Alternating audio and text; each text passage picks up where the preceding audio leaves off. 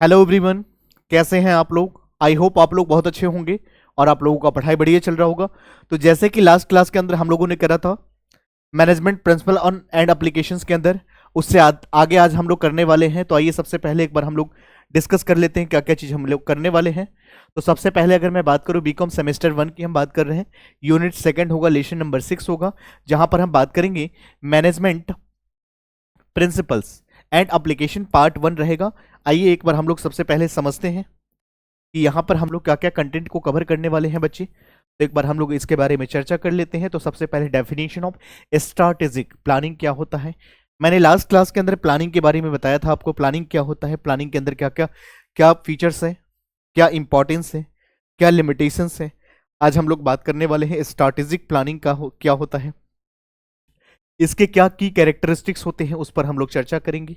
आइए उसके बाद हम लोग बात करेंगे इंपॉर्टेंस एंड बेनिफिट्स, क्या इसकी इंपॉर्टेंस है, क्या इसका बेनिफिट्स है।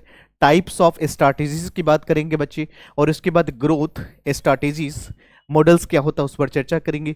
और उसके बाद कंक्लूजन एंड इनसाइट्स के बारे में डिस्कस करते हुए हम लोग आगे बढ़ेंगे। तो आइए वन बाय वन करके इन सभी पॉइंट्स को हम डिस्कस करने वाले हैं। तो सबसे पहले स्ट्रैटेजिक प्लानिंग की बात करें बेटा, तो यहाँ पर management principle and application unit number second है, लेसन नंबर 6 है, presented by Rakesh sir, commerce classes का अपना चैनल का नाम है बच्चा।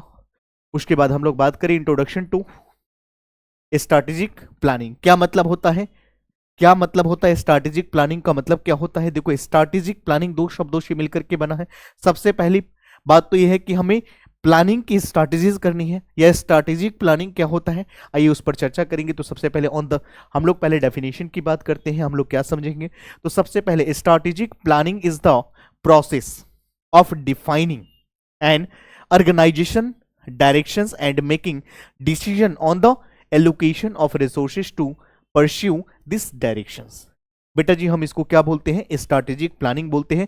तो सिंपल वर्ड में अगर कहें तो स्ट्रैटेजिक प्लानिंग एक ऐसा प्लानिंग होता है, या स्ट्रैटेजिक प्लानिंग एक ऐसा प्रोसेस होता है जहां पर डिफाइन करा जाता है ऑर्गेनाइजेशन की डायरेक्शन।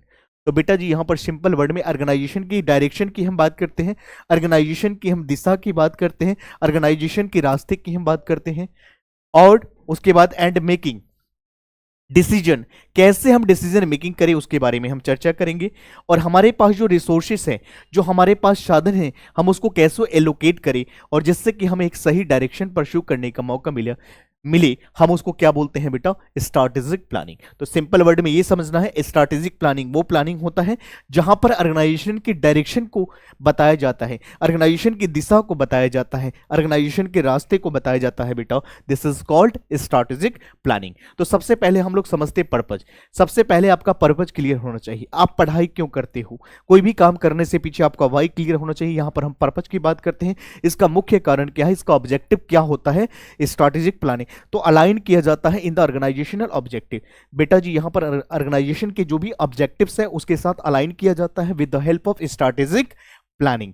और इसमें जो विजन होते हैं with its vision and mission ensuring structured progress towards goal. यानी यहां पर सबसे पहले अगर बात करें तो इसका ऑब्जेक्टिव क्या होता है कि ऑर्गेनाइजेशन की, यहां पर्पज क्या होता है, यहां पर ऑर्गेनाइजेशन के ऑब्जेक्टिव्स विजन के साथ, मिशन के साथ स्ट्रक्चर्ड वे में कैसे हम प्रोग्रेस कर सकते हैं, कैसे हम अपने ऑर्गेनाइजेशन के गोल को अचीव कर सकते हैं, कैसे इसको हम पूरा कर सकते हैं, कैसे सक्सेस को अचीव कर सकते हैं, इसके बारे में जो बताते हैं बेटा हम उसको स्ट्रैटेजिक प्लानिंग बोलते हैं। तो सिंपल वर्ड में ये समझना है, स्ट्रैटेजिक प्लानिंग की अगर हम बात करें तो यहां पर हम बिजनेस की डायरेक्शन की हम बात करते हैं, ऑर्गेनाइजेशन की डायरेक्शन की हम बात करते हैं। आई होप आपको ये पॉइंट समझ में आ गया होगा। तो चलिए हम लोग आगे बढ़ेंगे और नेक्स्ट पॉइंट पे देखते हैं। आइए कुछ हम लोग कैरेक्टरिस्टिक्स को समझते हैं कि क्या कैरेक्टरिस्टिक्स होती हैं स्ट्रैटेजिक प्लानिंग के अंदर, हम इसके बारे में चर्चा करते हैं। क्योंकि स्ट्रैटेजिक प्लानिंग एक ऐसा प्लानिंग होता है जहां पर ऑर्गेनाइजेशनल की डायरेक्शन को हम आइडेंटिफाई करते हैं, डिटरमाइन करते हैं। तो सबसे किसी भी कॉन्सेप्ट को समझने के लिए उसके फीचर्स और कैरेक्टरिस्टिक्स के माध्यम से, इंपॉर्टेंस के माध्यम से हम बेहतर तरीके से कॉन्सेप्ट को समझ सकते हैं। तो आइए बच्चे हम लोग यहाँ पर चर्चा करने वाले हैं, जो टॉपिक उसका नाम है features and characteristics of strategic planning. तो सबसे पहला बात यहां पर बेटा लॉन्ग टर्म फोकस की हम बात करते हैं। यहां पर इसका ऑब्जेक्टिव क्या होता है, लॉन्ग टर्म फोकस होता है। उसके बाद इसके अंदर इन्वॉल्व किया जाता है सीनियर मैनेजमेंट, यहां पर सीनियर मैनेजमेंट होती है। टॉप लेवल की हम बात करते हैं। गाइड्स रिसोर्सेस एलोकेशन, यहाँ पर आपको बताया जाता है कि अपने अपने रिसोर्सेस को कैसे एलोकेट किया जाए, उसके बारे में यहाँ पर बताते हैं। उसके बाद एड्रेसेस एनवायरमेंटल चेंजेस, तो यहाँ पर हम क्या करते हैं, एड्रेसेस करते हैं बेटा, यहाँ पर एड्रेसेस करते हैं एनवायरमेंटल चेंजेस। और उसके बाद अगर हम बात करें तो यहाँ पर adopts to market dynamic and uncertainties. तो ये सारे के सारे क्या हैं, ये सारे के सारे कैरेक्टरिस्टिक्स हैं, ये सारे के सारे फीचर्स हैं किसका, स्ट्रैटेजिक प्लानिंग को। तो सबसे पहले इसका फोकस लॉन्ग टर्म होता है, लॉन्ग टर्म फोकस करते हैं, यानी addresses objectives that span years. तो यहां पर लॉन्ग टर्म विजन की बात करी जाती है। उसके बाद यहां पर सीनियर मैनेजमेंट होती है, रिक्वायर्स लीडरशिप और स्ट्रैटेजिक विजन। यहां पर हमें जरूरत पड़ती है उन लीडर्स की जिनके अंदर स्ट्रैटेजिक, यहाँ पर उनका विजन होता है, उनके नॉलेज होती है, उनका एक्सपीरियंस होता है। यहाँ पर गाइडेंस, यहाँ पर जो भी रिसोर्सेस है उसको एलोकेशन के लिए हमें गाइडेंस दी जाती है, गाइड किया जाता है। Ensure effective and efficient use of resources, हमारे पास जो संसाधन होती हैं उसके 100% हम यूटिलाइज कर पाते हैं with the help of strategic planning. और उसके बाद अगर हम बात करें तो यहाँ पर मार्केट के एनवायरनमेंट के अकॉर्डिंग, मार्केट के चेंज एनवायरनमेंट के अकॉर्डिंग हम यहाँ पर जो हमारी स्ट्रैटेजिक प्लानिंग है हम उसमें चेंजेस लाते हैं। डायनेमिक नेचर के होते हैं, फ्लेक्सिबल नेचर के होते हैं, टाइम और मार्केट के अकॉर्डिंग हम इसको चेंज कर सकते हैं। तो these are the characters and features of strategic planning. I hope आपको समझ में आ गया होगा। तो चलिए हम लोग आगे बढ़ेंगे। आइए अब हम लोग बात करते हैं यहाँ पे इंपॉर्टेंस की बात करें बेटा। यहां पर तो सिंपल वर्ड में इंपॉर्टेंस का महत्व होता है, क्या इसका महत्व रहा है किसके अंदर, स्ट्रैटेजिक प्लानिंग के अंदर। आइए हम लोग इसके बारे में चर्चा करते हैं। तो सबसे पहले डायरेक्शन सेटिंग। भाई साहब यहाँ पर स्ट्रैटेजिक प्लानिंग करोगे तो ऑर्गेनाइजेशन की डायरेक्शन तय किया जाता है, provides clear road map for achieving organisation goal, यानी ऑर्गेनाइजेशन के उन गोल को पूरा करने के लिए एक रोड मैप तैयार किया जाता है, यहाँ पर एक रास्ता बनाया जाता है, एक तरीका बताया जाता है। तो यहाँ पर डायरेक्शन को सेटिंग किया जाता है, यानी provides clear road map for achieving organizational goal. Second, resources allocation की बात करें बेटा यहाँ पर तो ensure optimal use of resources like finance, man power and time. यहाँ पर फाइनेंस के कैसे यूज किया जाए, मैन पावर का यूज कैसे करी जाएगी, और उसके बाद टाइम को कैसे यूटिलाइज करेगा, इन तीनों चीज को बैलेंस कैसे क्रिएट किया जाए, हमें कौन सिखाता है, स्ट्रैटेजिक प्लानिंग। तो आई होप आपको ये पॉइंट समझ में आ गया होगा। तो चलिए हम लोग आगे बढ़ेंगे और उसके बाद देखते हैं बेटा इंपॉर्टेंस ऑफ स्ट्रैटेजिक प्लानिंग की बात करें तो यहाँ पर रिस्क मैनेजमेंट की बात करी जाती है बेटा। बिजनेस के अंदर रिस्क होने की चांसेस, लॉस होने की चांसेस बहुत ज्यादा होते हैं, तो उसको मिनिमाइज करने का काम कौन करता है, स्ट्रैटेजिक प्लानिंग। तो यहाँ पर रिस्क मैनेजमेंट कैसे, identifies risk early and plan uncertainties minimize impact. कहने का मतलब इनसे बिजनेस का में होने वाले अनसर्टेनिटीज का सिग्नल्स पहले ही मिल जाती है, वार्निंग मिल जाता है, जिससे हम क्या कर सकते हैं, हम उस पर काम करके उसको मिनिमाइज कर सकते हैं। किसके मदद से, स्ट्रैटेजिक प्लानिंग की हेल्प से। कॉम्पिटिटिव एडवांटेजेस, बिल्कुल सही बात है, helps maintain edge in the market leveraging organizational strength. तो मार्केट के कॉम्पिटिटर को भी एनालिसिस करने में हमें हेल्प करती है स्ट्रैटेजिक प्लानिंग।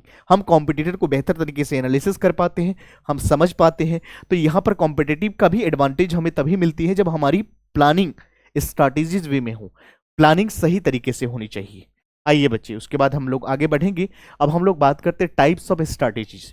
भाई इसके क्या क्या टाइप्स है, क्या क्या प्रकार है, उसके बारे में चर्चा करते हैं। सबसे पहला corporate strategies, second business strategies, उसके बाद फंक्शनल स्ट्रैटेजीज क्या होता है उसके बारे में चर्चा करते हैं। तो आइए सबसे पहले स्ट्रैटेजीज की प्रकार की अगर बात करें बेटा तो सबसे पहले कॉर्पोरेट स्ट्रैटेजीज क्या होता है, डिफाइन करता है overall directions and scope for entire organization. यानी ओवरऑल डायरेक्शन क्या है, किसका, यहां पर ऑर्गेनाइजेशन की, किसका स्कोप की बात करेंगे तो ऑर्गेनाइजेशन की, एंटायर ऑर्गेनाइजेशन की हम स्कोप की बात करेंगे, डायरेक्शन की बात करेंगे। तो ये डिफाइन कौन करता है बेटा, कॉर्पोरेट स्ट्रैटेजीज। उसके बाद अगर हम बात करें यहां पर तो यहां पर बिजनेस स्ट्रैटेजीज की अगर हम बात करें बच्चे तो यहां पर हमें सबसे पहले ये समझना है, focus on strategic specific business units markets and industries. तो यहां पर फोकस करते हैं स्ट्रैटेजीज पे, स्पेसिफिक बिजनेस यूनिट्स पे और मार्केट्स पे, और उसके बाद इंडस्ट्रीज पे हम फोकस करते हैं। उसके बाद फंक्शनल स्ट्रैटेजीज की बात करें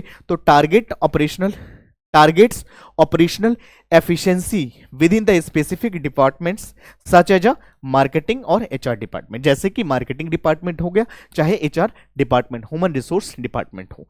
तो यहां से फंक्शंस के बेस पर हम स्ट्रैटेजीज करते हैं, यानी targets operational efficiency within the specific departments की बात करें तो वो डिपार्टमेंट चाहे मार्केटिंग हो सकता है, चाहे एचआर हो सकता है। तो आई होप आपको ये प्रकार पता समझ में आ गया होगा, ये टाइप्स ऑफ स्ट्रैटेजीज समझ में आ गया होगा, जहां पर कॉर्पोरेट के अंदर क्या होता है, ओवरऑल डायरेक्शन बताया जाता है, ऑर्गेनाइजेशन एंटायर ऑर्गेनाइजेशन की स्कोप के बारे में बताई जाती है।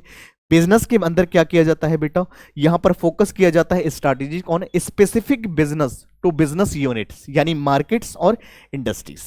उसके बाद फंक्शनल की बात करें तो एक स्पेसिफिक डिपार्टमेंट होती है, जैसे कि यहां पर एचआर डिपार्टमेंट हो गया या मार्केटिंग डिपार्टमेंट हो गया। तो these are the types of strategies, these are the types of strategies planning. समझ में आ गया? चलिए हम लोग आप बात करते हैं आगे। आइए उसके बाद टाइप्स ऑफ ग्रोथ स्ट्रैटेजीज। यहां पर हम ग्रोथ की स्ट्रैटेजीज की बात करें, जब हम यहां पर ग्रोथ की बात करते हैं यानी फ्यूचर की हम बात करते हैं, तो यहां पर दो तरह की चीजें होती है, एक इंटरनल होता है ग्रोथ और एक होता है एक्सटर्नल ग्रोथ। आइए हम लोग देखते हैं इंटरनल ग्रोथ क्या होता है। तो हम ग्रोथ पर्सपेक्टिव से स्ट्रैटेजीज को हम एनालिसिस कर रहे हैं।